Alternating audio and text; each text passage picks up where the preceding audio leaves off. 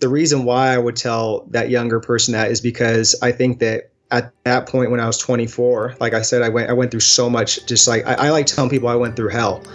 And, it's not easy overcoming losing your father at a young age, losing part of your mom, your grandma. And I think that there was times where I just felt like things weren't going to be okay going forward. Like, I don't know what the heck was going to happen next. So I would tell that younger person that everything was going to be okay, that, you had it all in front of you, and it all started with your heart, and that you're doing okay right now, and that just keep pushing.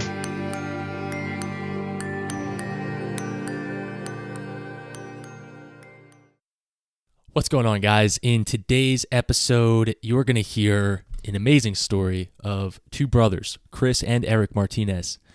I wanted to give you guys a brief story before getting into this episode. So what you just heard was a glimpse into the interview when we get real, get very vulnerable towards the end of the interview especially. I want to share with you guys three things that you're going to learn in this interview before jumping into it. Chris and Eric Martinez, they wrote a book called The New Era of Fitness. These guys are some of the kindest people I've met, and I really enjoyed speaking with them and learning from them. So the first thing you're going to learn in this interview is the backstory of Chris and Eric Martinez. They're going to share with you how they got to where they are. They're in their early 30s now, and they're going to share with you guys the backstory. In the first part of the interview, you're going to hear quite a bit about, family struggles. You're going to hear about giving back almost immediately into your business, so you don't wait until maybe you've quote unquote made it. You just start giving back simultaneously. You're gonna hear, secondly, how to get focused on a niche, and then thirdly, you're gonna hear about transitioning from a day job that wasn't fulfilling them to going all in into entrepreneurship and business ownership. Last but not least, this really is just a conversation between three entrepreneurs who have a passion for life, passion for giving back. It's just a great time. So sit back, relax, and enjoy this interview with Chris and Eric Martinez. Good morning, good afternoon, or good evening, and welcome to another episode of the Heart Healthy Hustle podcast, where business owners learn to thrive as we strive. On this show, we sit down with industry-leading experts about developing self-awareness, impacting your niche, and striving to live the best life possible. Our mission is to encourage ambitious pursuits in a heart-healthy way through intentional conversation and increasing self-awareness. Why heart healthy? Because burnout and stress are global epidemics. We're discussing tools that help you to navigate business ownership successfully. So whether you're driving to or from work right now, exercising, eating, or simply relaxing, come hang out and get ready to enjoy another inspiring episode of the Heart Healthy Hustle Show. So let's get into the show. Do you have any other questions before we start? Oh, I think we're ready to roll, man. We're ready to rock and roll. All right, let's do it. All right, welcome back to another episode of the Heart Healthy Hustle podcast. Today, I'm here with Chris and Eric Martinez. They are actually on the West Coast right now. I'm on the East Coast. They are best-selling authors. They operate a world-class online training, nutrition, and lifestyle coaching business by the name of Dynamic Duo Training. Chris and Eric have worked with thousands of people online and in person to help them look better, feel better, perform better, and live a dynamic lifestyle. So the goal of the Dynamic Lifestyle podcast, which is their podcast show, all the links will be in the description, is to share inspiring stories and personal development habits from the most talented minds around the world to help you unlock your true gift and greatness as an individual. So Chris and Eric, welcome to the show.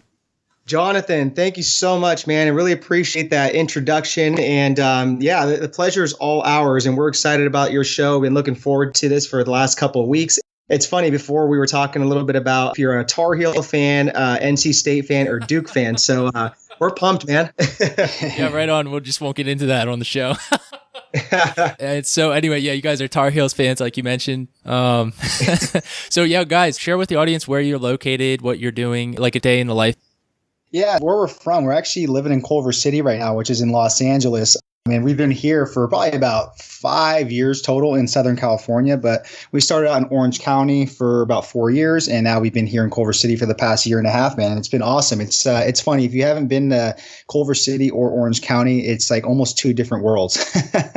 But it's been great. It's a really fast-paced environment out here, and it definitely suits our lifestyles right now. So we're very blessed and grateful to be out here. Some of the stuff that we're doing right now, obviously the past decade, we've been doing online fitness coaching, and we were personal trainers for the first 4 years.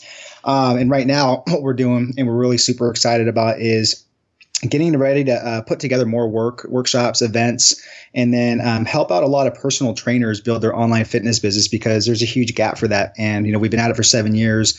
We've had a lot of success. We've had a lot of great mentors, coaches, been a part of high-level masterminds, and we've learned a lot. We have a great system, great team, and great resources and tools to help a lot of personal trainers go from being in the trenches to online. You guys are doing it all, basically. We're trying, man. Trying to keep our head above water. Yeah, and share the title of your book. Yeah, our book's called The New Era of Fitness. And in that book, we pretty much talk about 5 different principles, elements around fitness that we have seen evolved in the last 10 years. The book is pretty much about flexible nutrition, flexible exercise, mindset, personal development habits, and how to really intertwine everything into a realistic, enjoyable, and flexible lifestyle. That pretty much came about just with all of our, work, just the last 10 years as, personal trainers, online coaches, entrepreneurs. And it was just kind of like a collective. In today's era, a lot of people just see fitness as black and white, almost like in a tunnel vision aspect. And we just kind of want to change the game with that and expand people's mindset to really start thinking more about, acquiring a growth mindset instead of a fixed mindset. And that, maybe start working on, developing a six-pack in the brain, instead of always focusing on the exterior and just all aesthetics and stuff. So we're really trying to just kind of carve the way and just show people that there is a different way to do fitness and make it enjoyable and realistic. Right on. So you guys have been doing your podcast for how long now? A little over a year. And how did that come about? How did you guys start that? Number one, we've been longtime listeners for other people's podcasts. So we were, first students. I don't mean to cut you off. What were your favorite shows? Me personally, this is Chris. I love Lewis Howes' School of Greatness. I liked Ty Lopez's show for a long time, Tim Ferriss, and then I like the GOAT Show right now by Mike Arcee. I actually have a couple other ones where I listen to, as far as it's called Sigma Nutrition and stuff like that. Those are my top ones. We were students, for a long time, just listening to different people's podcasts, and we knew going forward that, just with the trends and what a lot of people were talking about, that, podcasting and audio is going to be huge. So we knew it was just a matter of when we were going to do it. And after being students for so long, just taking notes, figuring out different people's styles of interviews, whether they're solo rounds, the format, stuff like that, we finally just said, what, let's do it. And that's what I feel a lot of people, kind of miss the boat on. That is, they try to make their podcast way too perfect, and they kind of, hesitate, and that leads to paralysis by analysis, and they don't end up launching, right? I've heard it so many different times. So for your audience, if you guys have an itch to sit there and get a podcast out, or even like a YouTube channel, don't sit there and look for perfection. Just get it out there and then fine tune it along the way. Yeah, I interviewed a guy, Sean Cannell. He said something to the effect, he's basically said, kick your addiction to perfection in the face and just hit publish. And I was like, yeah, I like that. Obviously the quote, done is always better than perfect. So I appreciate you sharing that. Guys, share with the audience, you guys are identical twins. We are. We're identical twins with humongous eyebrows. And Eric is twin that's older by 1 minute. So I still got Chris. It's funny because a lot of people just say, hey, are you guys twins? And I almost think it's kind of like an icebreaker. And I want to see how gullible people are. So yeah. I'll say, we're cousins or something. And some people actually fall for it. So it's hilarious. You guys are you guys definitely have differences, and in your vocal tonalities as well, which is nice. I can kind of decipher there. But for the rest of the interview, just before one of you guys says anything, just say, hey, this is Chris, or hey, this is Eric, and then talk. No, I'm just totally kidding. I've definitely noticed that Eric has more of like the high-pitched voice, like a woman. Oh boy. Guys, I want to get into your involvement in Together We Rise, the foster care charity that you're involved with. I'd love to hear what you're doing with them and why, and what motivated you, being a little bit aware of your background and your story there. Share with the listeners a bit about your story and how you overcame it, and you're already on the path of giving back, and why you're motivated so strongly to do so. Yeah, that's a great question, Jonathan. And right now what we're doing is, we're trying to just give back as much as possible. And we acquired this through one of our mentors. His name's Cole Hatter. He has like a really well-known company by the name of Thrive. And he has a 1-year event every year. And his whole premises behind that event is to make money matter, right? Try to focus on, giving back more, doing more philanthropy type work. And we've bought into that the last 2 years. And, for us, sometimes sometimes you can't always give back financially, right? But maybe you can give back with your time or just any other way. And that's just what's really important, because if you have a vision or mission and you don't have like a greater, outcome going forward about it, then it's like, what are you really doing all this for? And there's so many people out there that are less fortunate and that need help. And for us, we were just like, what charity can we help out? What's kind of local to us? What makes most sense to us? So for us, we wanted to, help out, Together We Rise, which is an orphanage. And what we do is we give them, a check or money just every month. And what that does is supply kids with backpacks. So for us, it's huge, and as entrepreneurs, there's times where we can't give as much every month. So that's okay, though. But the whole idea is that we're making that effort to change people's lives and put a smile on a kid. So that's really big to us. And going back to our story, if I can take you back 14 years ago, we were 18 years old, and it was 3 days before Christmas. And we grew up in a picture perfect life with our family. And I remember that night, still so clearly. And like I said, it was 3 days before Christmas, and we get a knock on the door, and it was from a California Highway Patrol officer and a chaplain. And normally that is not a good combination if you think about it at that hour at 3 a.m. So I remember waking up and I thought like I was in a nightmare, but I never woke up from that. So I remember seeing my mom just screaming bloody murder on her knees. And they had told her that, my father passed away in a car accident, that he fell asleep and he just died instantly. So after that, our entire life just shifted like, a 360. And, after that, I feel like I lost part of my mom. She turned to alcohol, antidepressant pills. She lost her mother 3 months after due to cancer. So it was like a ton of bricks to hit our family, and Chris and I were kids. I still consider 18 years old to be a kid. And we did not know how to deal with that. We were not prepared for that. So the way we dealt with it was just not the right way. We just let our anger and emotion and everything get the best of us. So we went through like a really dark period of time for about 6 years, from the age 18 to 24, and kind of just went through the motions in life and just got into some trouble. And like I said, we just had no mentor, no role model, no direction. So we were a little bit lost.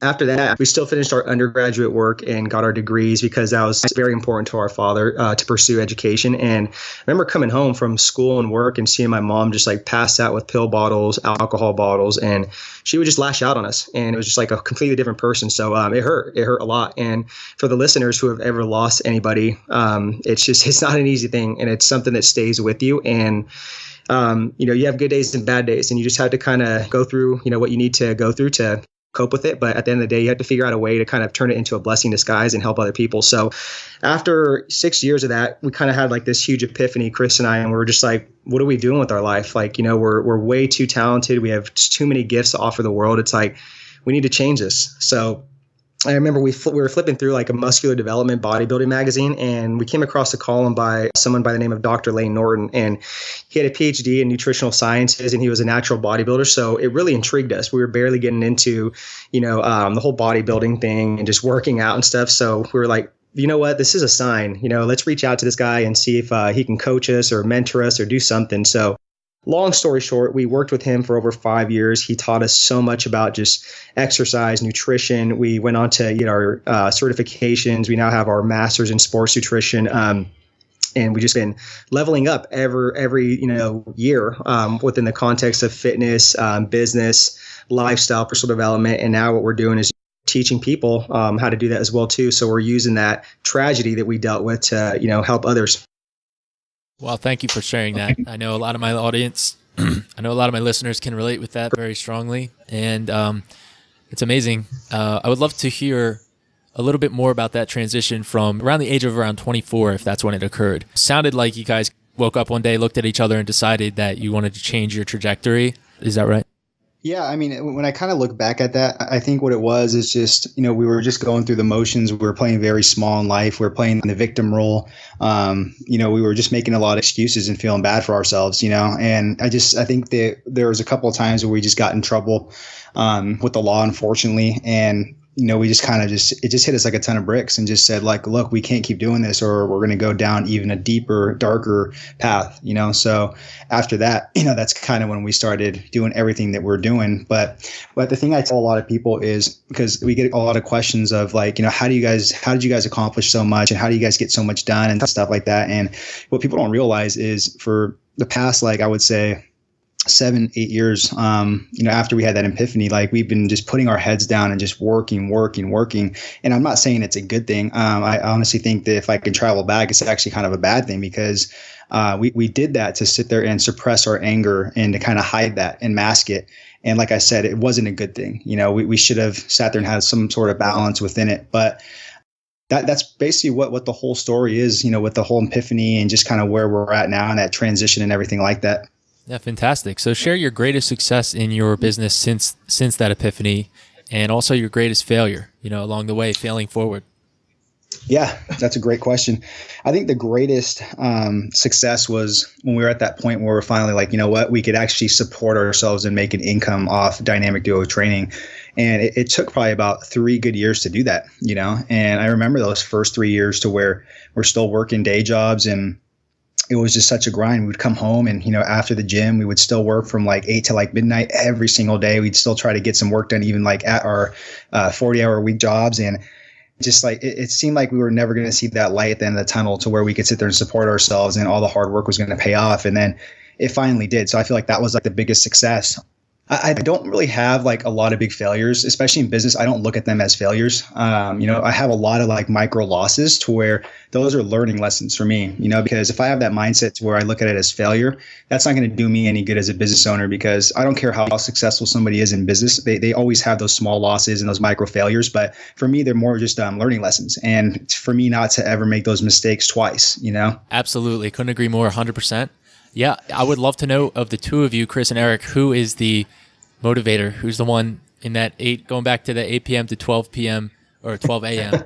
time frame? Who was the one that said, no, sit down, we're not stopping? Which one of you guys? Or was it a total team effort? Jonathan, that's such a great question. I've never gotten that before. So it's funny. So Chris and I are very different in our own unique ways. And for me, I'm more of kind of like the laid back person, where just like I know things are going to get done. And Chris is more like super type A. We're both very type A people, but Chris is like kind of like another level, and he just kind of stresses a lot about things, and he's just like always like, let's do this, and we got to get this done, this, that. So it's good because we balance each other out. And to me, that's what's made us successful as business owners for so long. And yeah, I just it's hard to pinpoint that though, at who was like the biggest motivator and which one of us was just like, let's do this. All right, Chris, what's your take on that? He's pretty accurate on that, I like how he kind of explained that we do have our differences, because I don't want people to think that we're super identical in those ways as well, too. And like you said, it's a good balance. But yeah, I really can't add anything to that, besides that I'm younger by 1 minute, and I still kick his ass here and there and still kind of boss him around, tell him to get my coffee. He's my Lyft driver sometimes. So don't forget the cream and sugar. Oh, yeah, that is rich. That is rich. Well, it's a collective effort, though. Right on. I think you guys have a really big advantage. Having each other, and this, just having each other there, being present with each other as you both work, and kind of having that constant flow and state of mastermind between the two of you, that's got to be invaluable. Would you agree? It is. It definitely is, and I know we have an advantage over people as well, too, because of that reason. The thing is, what a lot of people understand is like they could have like a team of 5 people too. And if you don't have those proper systems and processes and people knowing their roles and their strengths and weaknesses and self-awareness, all that stuff, it doesn't matter. You know what I mean? That's something I've learned. And it's taken Eric and I a long time to figure all that stuff out, because when we first started, we were just all over the place trying to wear all the hats, trying to do all the same things. And then we finally just figured it out, over time, and making a lot of mistakes, coaches, mentors, the masterminds we're in, to really how to execute the right way, So I just want to make that definitely a lesson learned for you guys as listeners. Absolutely. One of my problems would be I'm not at a place where I feel that I need to have a team yet, but I know the day is coming and it's approaching, and it's going to be a necessity if I want to keep growing. So what are some of the main tips and mistakes that I should be looking to avoid in that Who always recommend getting a good accountant, a CPA, and they're definitely and a bookkeeper, because they're going to take care of all of the numbers and all that stuff with the taxes, and that's something I absolutely hate. And then after that, it just really depends on what kind of areas you're lacking in. Do you want somebody as far as like a personal assistant in person? Do you want a virtual assistant to where you can just kind of have them do some other tasks, day-to-day tasks? Do you want a project manager? Do you want somebody on your sales team? Do you want a digital marketing team? So it all kind of depends after that. But I would always say get that bookkeeper and that tax guy first. And I think just to add to that, Jonathan, it's a process when you're hiring people for your team. And all of our mentors have taught us that, you got to look for A players, and they're out there, but they're very hard to find. So, be patient with it. And even if you have to test like 5 different people out for that job that needs to be delegated, then that's okay. But you definitely want to look for that A player that's going to just, take all the sweat off of your back and just really help elevate your business and scale it. But yeah, that's the biggest one too, because it's a frustrating, process. And we've been through some really, really bad, teammates, and now we've had some really good ones. Well, I'm happy for you guys that you found good ones. What would an example be of a bad team member? Because, up front, they're going to be catering to your vision, your mission. And then a month or two in, and you find out they're not even doing it. They're billing you for work they didn't do, whatever that is. Is it just trial and error? I think a lot of it is trial and error. For example, when we first started off and we needed a virtual assistant, it was hard because we had to go through like at least 5 of them. And one of them, she was good, but then she just was missing little details that we had constantly asked about. We even went the extra mile to film like an overview video of how it needs to be done the proper way. And, when you start, the little red flags that you have to look for is just, the consistency of the work. Is this person, getting sloppy? Are they missing, grammatical errors, spelling errors? Are they missing certain pictures that need to be placed in certain areas?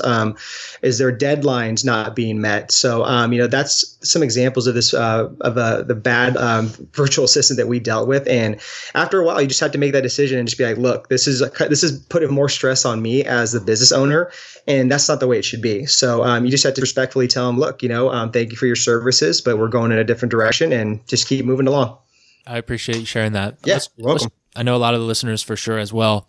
Transitioning now, I would love to touch on that transition of where you guys were still working you even said 40 hours a week day jobs, which is a lot because I work a day job. I love it, but it's not 40 hours a week. It's less than that. What was it like when you finally saw that your business was going to be able to sustain itself, and how did you transition out of your day jobs? What did that look like for you guys, Chris and Eric?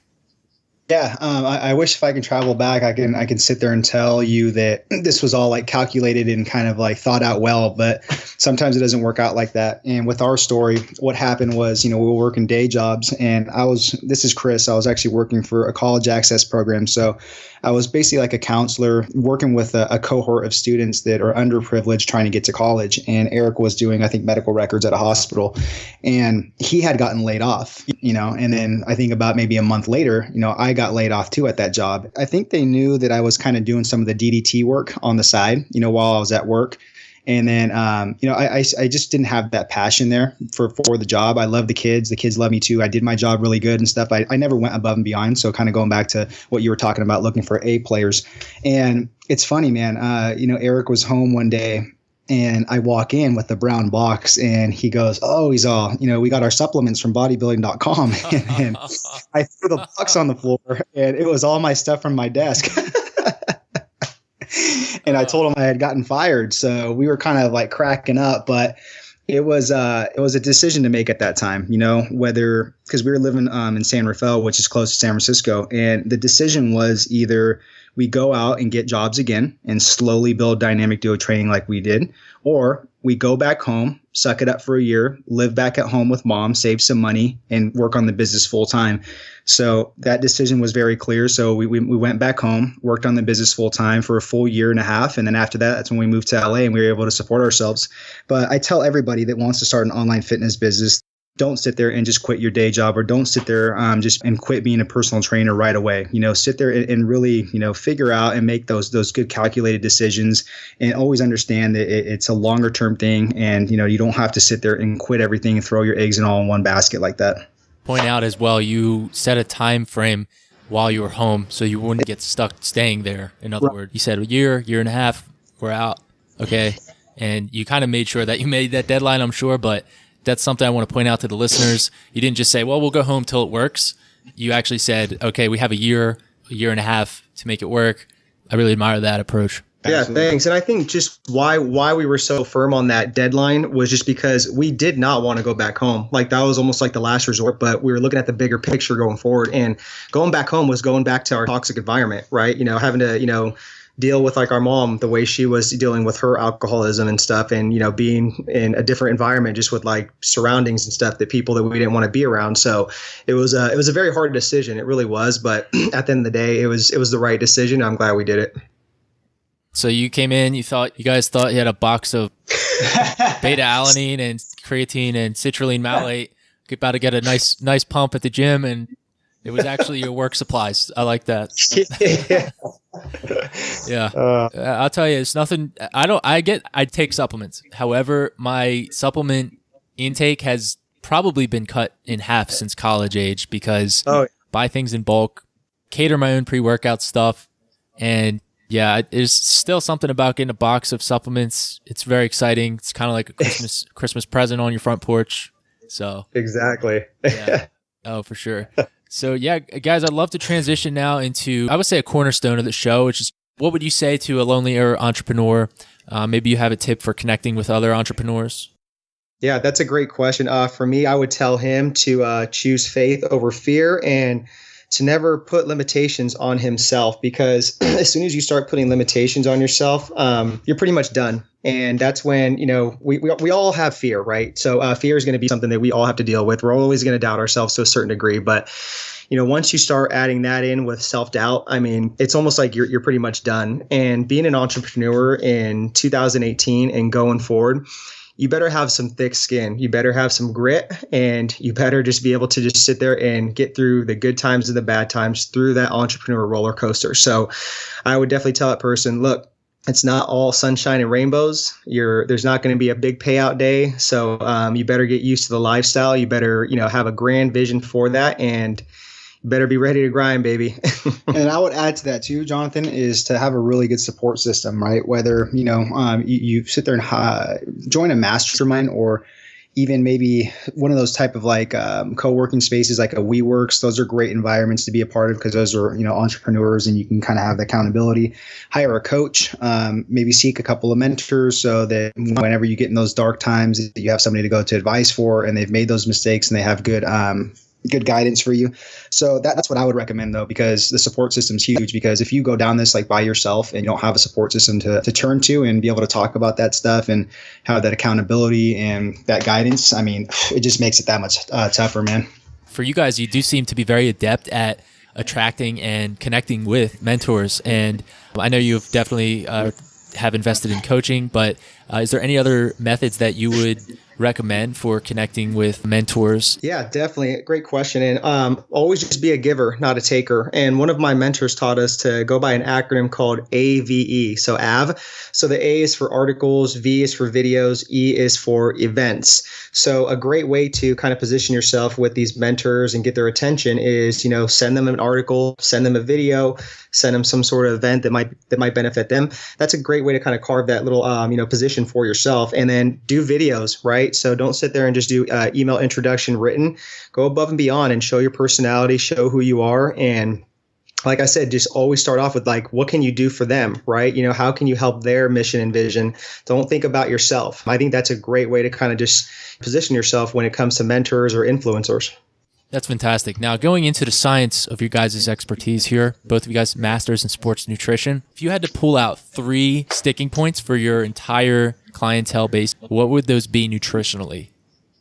I can, if I could say nutritionally, I want to start out with like a bigger picture behind that. And that would be them understanding what their why and purpose is behind their fitness journey, right? So I've gotten so many clients where they come to us at first and the number one thing on their mind is, I want to get a 6-pack. I want to be able to go to this pool party. I want to be able to fit in this bikini. And I always really, really grind into them, get to the really, really deep root of the problem of like, why is it though that you want this? What is the purpose behind this? You know what I mean? Once they tell me that, that makes things so much more clear as far as on what kind of program to put them on. And whenever that time comes within their fitness journey, they want to quit, whether that's the diet or the exercise part, I know exactly how to reignite that fire again by bringing up that purpose and why. So that's kind of the bigger picture on one of the issues I see. You can look at that nutritionally and through exercise as well too. The second thing is just looking at nutrition in the black and white mindset. To where, they get caught up in just all these different fads and these influencers and all this crap on the internet of just, foods are good, foods are bad. You have to do intermittent fasting. You have to do ketos. The next big diet, X name on there. It's such a black and white mindset. And people don't understand that with fitness and even nutrition, like it has to be a lifestyle, man. It has to be a lifestyle, and you have to learn some specific tools. And that's why we like flexible dieting, because it teaches you about macronutrients, protein, carbs, fats, calories. And how to really just identify foods, how to weigh out foods, portion foods out, just stuff like that, because you'll get those tools by default and be able to take them, with you, teach your family, be able to do it while you travel, whenever there's stressful times, things like that. The third thing is just unrealistic expectations, and that kind of circles back again to just influencers, to the internet, to, bad information, to where people say, well, if you do this diet or if you eat these certain foods that, you're going to look like me, or it's not going to be too hard. And it's just such bullshit at the end of the day. We've worked with so many people, seen so much crap. It really circles back to all those three things that I'm kind of talking about right now, but I can probably give you 100 different other ones. A big thing I see, like you said, is people will identify trends and stuff, and they're like, all right, well, I'm going to try keto or ketogenic diet. I'm going to try paleo. And it's like, at the end of the day, making sure all of the food that you buy has a label of like low calorie, low fat, I think that's actually causing more of a problem.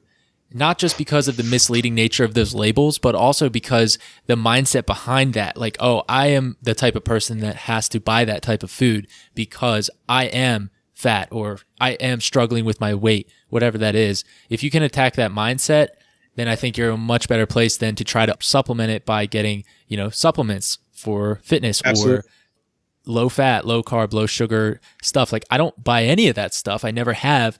And I think it helps really free up a lot of mind space and inspiration to just go ahead and be yourself and just enjoy the process instead of being super meticulous about the whole entire journey. Yeah, I mean, that's 100%. Fantastic point. Something we really teach too, with our clients and our community is what's called conceptual integration within nutrition. And I'll give you an example for that for your listeners is, let's say, we take a concept from flexible dieting, which is, I give you your protein, carbs, and fat numbers, right? And that equates for your total daily calories. Maybe we take a concept from intermittent fasting because you like bigger gaps between your meals. You like a lower meal frequency, 2 to 3 meals per day. And then maybe we take a concept from a low carb, high fat approach, right? So that's 3 concepts right there within different nutrition programs.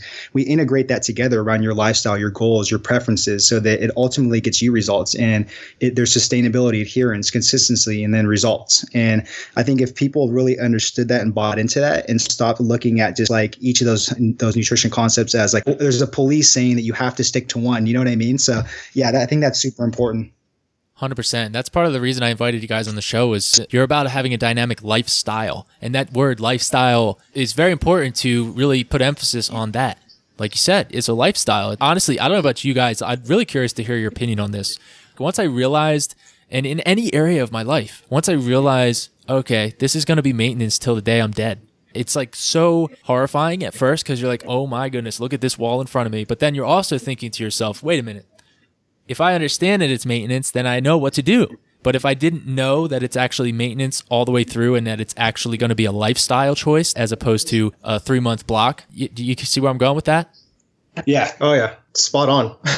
What are some of the beginning steps for anybody listening who's saying, hey, I actually have, I'm certified. I went to college. I have an undergrad in exercise and kinesiology. I would love to get into training people online, but I don't know the first thing about how to do that. What would you tell them? Yeah. Number one is just all this stuff that we do and that we've learned has been over 10 years. I couldn't have talked about this stuff 5 years ago or even like 2 years in, you know what I mean? So that shows you how much like the time and experience really does hold, true. And that's just from, a lot of experience, doing a lot of self-education ourselves, having coaches for 5+ years, really good ones. And just, it takes time and working with over 1,000 clients, and that's why I try telling people, don't sit there and try to learn all this stuff at once, but yeah, definitely do some deliberate practice, right? So long as you're focusing on really just the science behind nutrition and exercise, and then maybe, trying to acquire that growth mindset, look more into like books and resources for that. Personal development, I think fitness is a personal development form as well. So as long as you're constantly working on yourself, you got that area covered. Lifestyle, as long as you're sitting there enjoying your lifestyle, having fun, really centering that in the front of your tool belt, and then adding other elements around it, and just constantly working on that part, I think you'll be good. You just have to let the time and the experience come by. And then the second thing I would say is, back when we started, there was no resources on really how to build an online fitness business. And this is kind of what we were talking about in the beginning, why we're so excited to fill that gap, because there's a lot of people that go to college and, they get they become RDs, or they get their exercise science degrees. They want to be online coaches, but they have no idea how to do anything on the business side of things. That's where we come in with our program and kind of fill that need and help people out. And I think just to add to that, Jonathan, like, let's say you do get a chance where, you have a great idea where, you can train clients and stuff. Once you do get that handful of clients that do trust you and want your services, you need to go above and beyond and really exceed those expectations and just deliver massive value to those clients. And most importantly, build a relationship with them.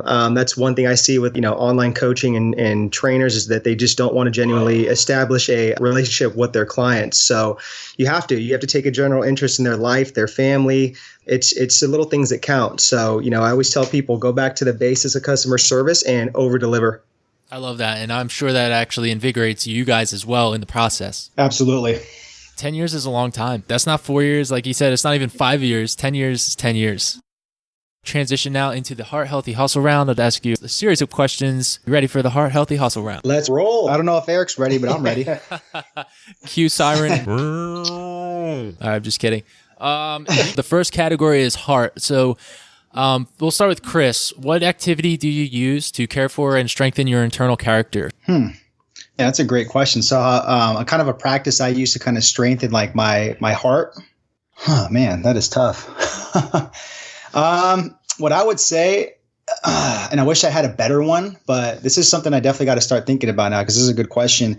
I like to go on walks around the block. So I have this thing on my to-do list where I have like 4 checks, and it says walks. I want to make sure I get in 10 to 15 minute walks. So number 1, I guess you can look at that, keeps my heart healthy for cardiovascular reasons. Number 2, it helps with stress management. And number 3, I'm able just to get out in nature and just smell and just kind of get my soul out there and see if any creative ideas come up and stuff like that.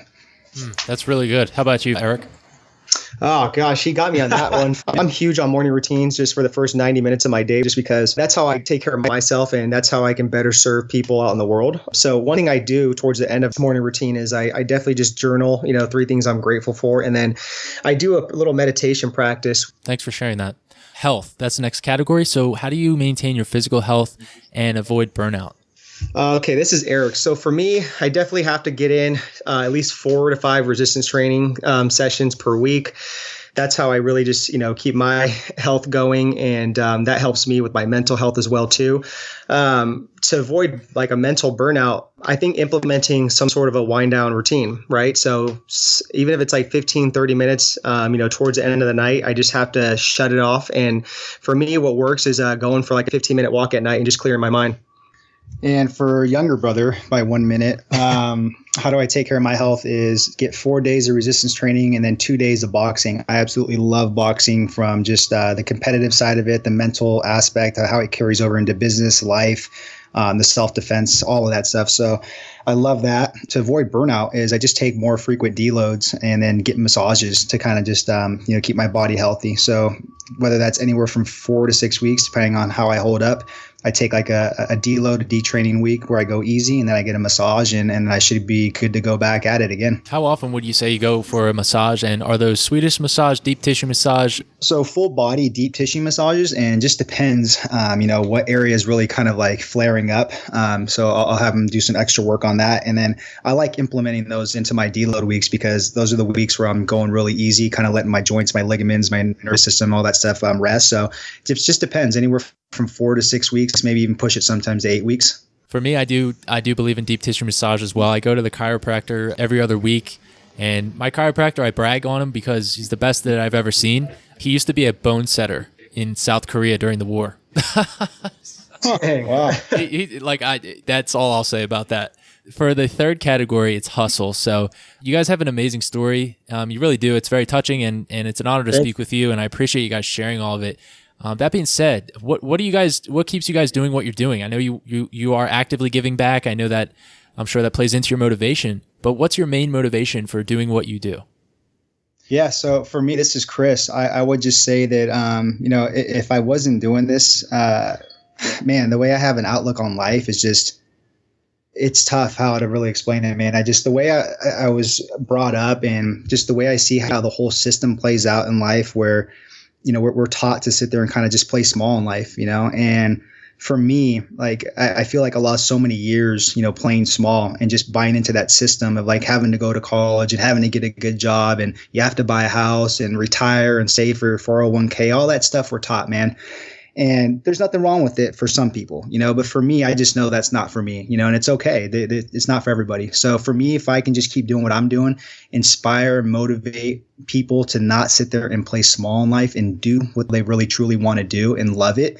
That's what keeps me going, man. That's really what keeps me going every single day. And for me, I really agree with Chris. I like what he said, but for me, it's the fear of mediocrity. And I always ask myself, am I living a life worth telling a story about? And I think that's the worst thing, that I just fear is living a life of mediocrity. So for me, there's no other choice but to continue to push it and do bigger and better things and, give back and get better as a person, in all aspects of life. Be a continuous student, be a better brother, be a better, lover, be a better boyfriend, be a better son. The list goes on. So for me, that's really what it is just, not settling for mediocrity and just, leaving a legacy, man. Much respect to you guys. I appreciate you sharing that. Thanks, Jonathan. So what would your 3 most influential books be and why? Yeah, I would say my 3 influential books. This is Chris. The first one is the book Mindset by Carol Dweck. The second one is Relentless by Tim Grover. And then the third one is Live Life Aggressively by Mike Mahler. So all 3 of those have to do with mindset. And I think it really all starts there. Chris got me on those, huh? Those are all great books. For me, I like the book, The Power of Habit, because I'm a big proponent in developing habits. I think that's a great book. The other one is The Magic of How to Think Big by Dr. David Schwartz. One of the ones I recently read was, it's called Irresistibly Irrational. And I don't know who the author is, but it's a really, really good book. It's really fascinating just on the psychology of marketing, sales, and how us humans just really think about things and process things. So those are probably my 3 books. So I have a newer podcast.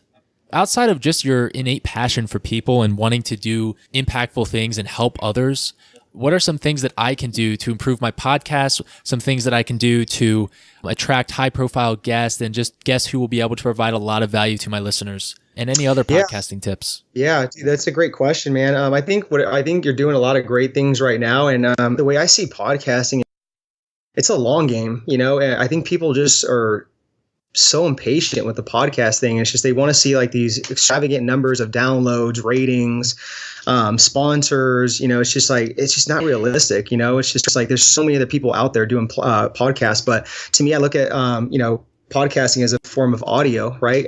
Gary Vee talks about this, how big audio is, and it's going to continue to get big. So if you can have a great podcast and platform to deliver massive content, even show, your personality, that's ultimately going to bring you more clients. Your people are going to get to know you, like you, trust you.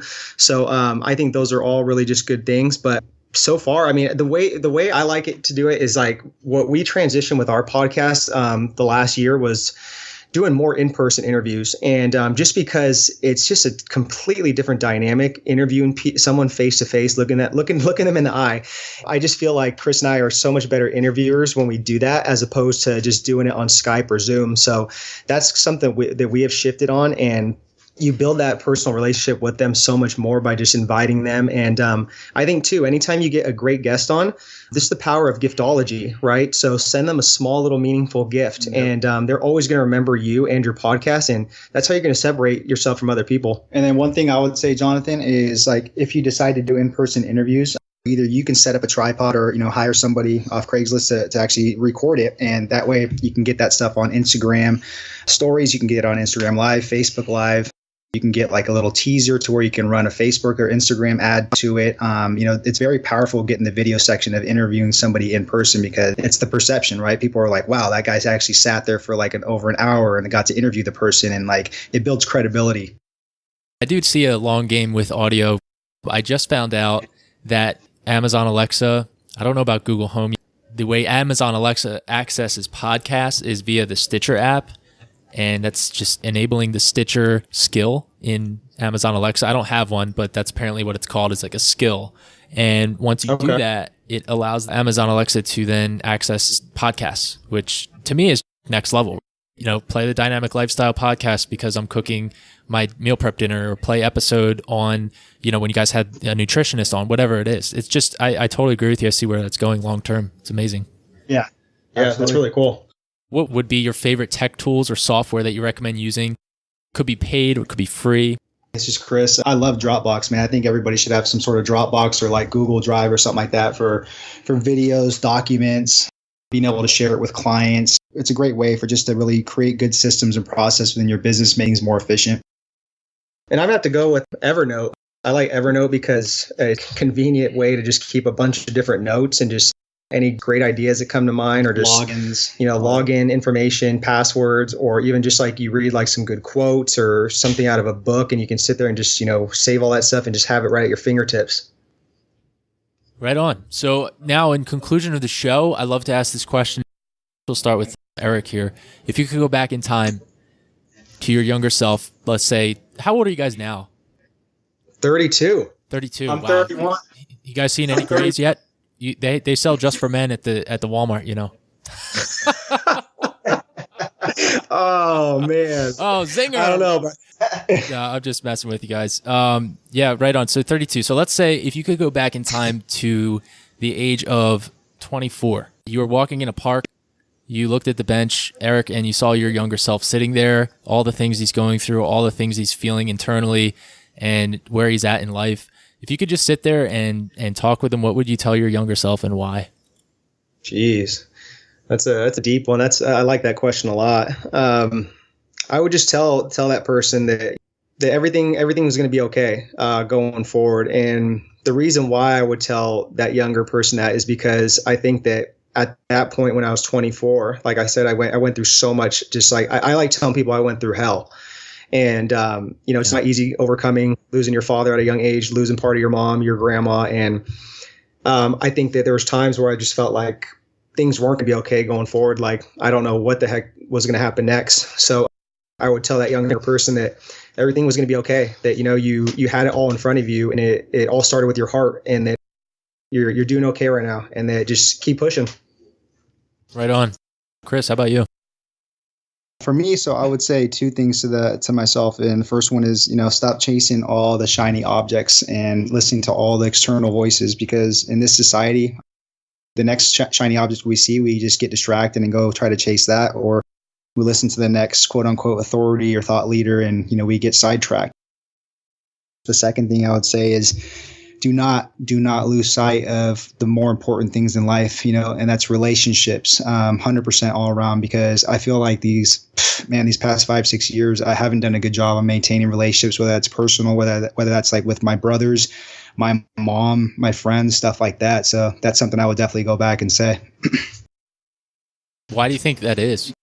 I just think it's part of selfishness, and just this fire like that I have, where I try to suppress everything and just try to prove people wrong. Like if people really care, but I don't think anybody really truly cares at the end of the day, like about that aspect of me, of my life. But it's just it's something I'm working on, man, and it's something very, very hard to fix, But it's I'm not perfect in any means, but it's something I really want to fix, because it's just it's not going to help me or anybody else out, in the long run. Right there with you. So I really can't thank you guys enough for sharing that. Getting vulnerable there. Pretty awesome. How can my audience connect with you guys? Point out your book or your website, your social media. dynamicduotraining.com will be the website. Anything else you want to have in the show notes there? Yeah, just first and foremost, man, thank you so much for having us, Jonathan. Really appreciate it. Really enjoyed this interview, so thank you. We're actually giving our book for free. It's the neweraoffitness.com if you want to, check out the book there. And then all social media handles are Chris and Eric Martinez.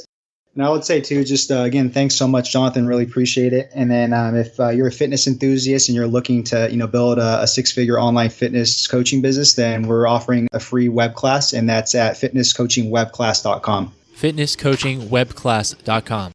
For anybody listening who's like, "Oh, I'm considering that," you can stop shopping around. You found the two guys that will take you to the next level. They have, you guys have you've done over 100 interviews with industry-leading experts, right? Yeah. And that's on top of your master's degree. Yeah, so it's a no-brainer there in my opinion. So thank you. Absolutely. Guys, thank you so much for being on the show. It's been a blast. Jonathan, thanks so much, man. Enjoy your day. Thank you. Thank you for listening to the Heart Healthy Hustle podcast. If you made it to the end of this episode, I want to say thank you. And also, I want you to ask yourself why. What about this episode really stood out to you?